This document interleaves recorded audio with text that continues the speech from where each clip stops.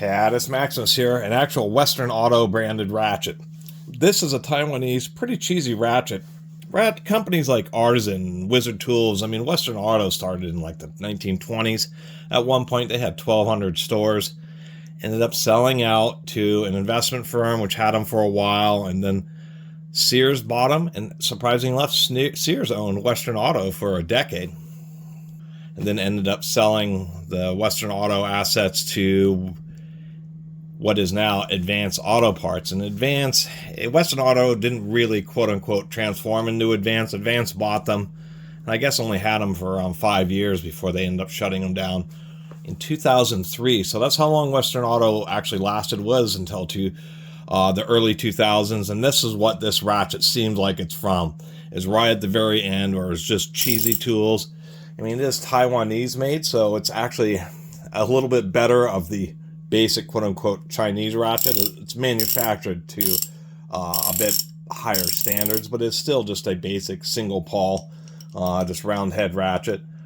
A little bit of anvil play, not too bad, but not the greatest. Real simple tool. It's just kind of a shame to see such a storied name like Western Auto emblazoned on. You notice they put it on the bottom and put Taiwan on the top. Maybe they're a little embarrassed. The remaining people who were working there anyway, or original employees.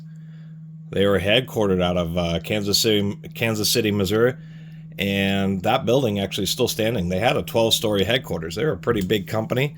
Apparently it's condos now, but as far as I could tell, I believe the Western Auto sign is actually still sitting on top of that building.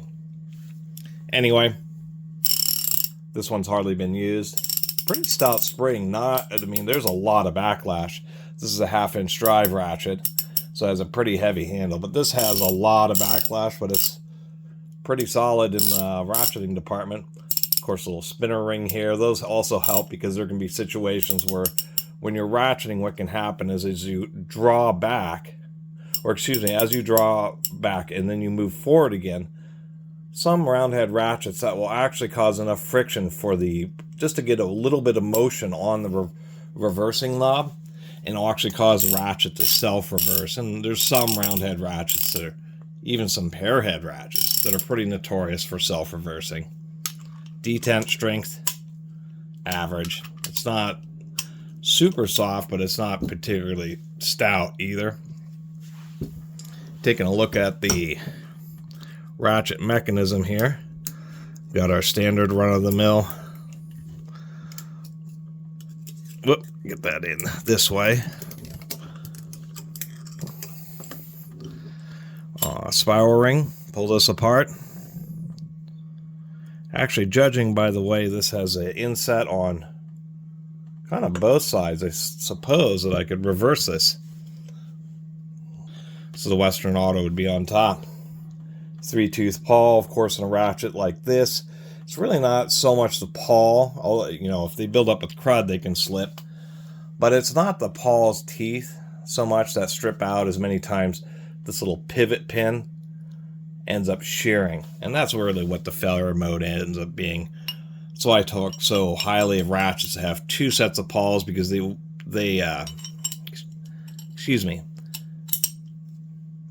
either use the 2 sets of pawls to make it twice as strong, or to make it equivalent finer teeth, because each pawl kind of engages in an alternate fashion.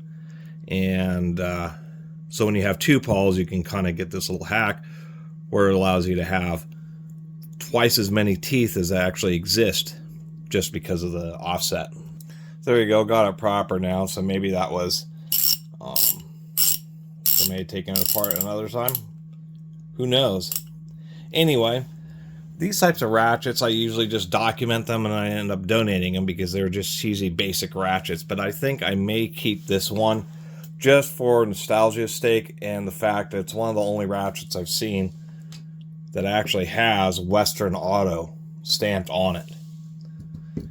Anyway, really appreciate everybody who's been watching. See you next time.